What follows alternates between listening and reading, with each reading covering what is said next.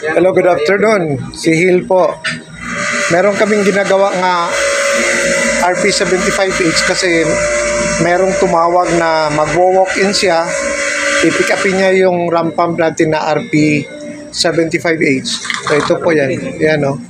Dahil meron naman silang service, ayan, kahit hindi kumpletong pakiti yan, pero at least safety yung ano, yung orderin yung kukunin niya, no? Ito yung bibilhin niya. Meron siyang housing ng RP75H. Meron ng mounting cradle. Ganito yung mangyayari niya. Nakabolt yan, ano? Ayan, oh. Tapos ito, dadagdagan na lang ito sa field ng additional matting. Ito naman yung air chamber niya. Ayan, oh. Mahaba yung air chamber niya. RP75H. Ayan. So, medyo busy si Michael at saka si Franco. Hihintayin na lang namin yung may-ari na dumating. Hindi ko pala na-introduce itong ano, drive pipe adapter.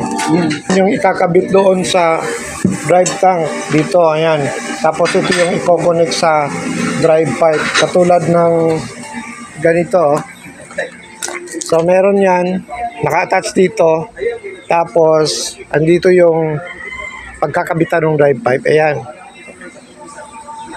Way back 2013, nakita namin niya na mo na siyang blessing sa muang lungsod, sa Clarin niya. Di kalit nga, nanginahanglan ko niya, nakita na ko sa social media. Na anak ko karon ikan pag-takluban. So, tested and proven. Abot naman na abroad, di ba?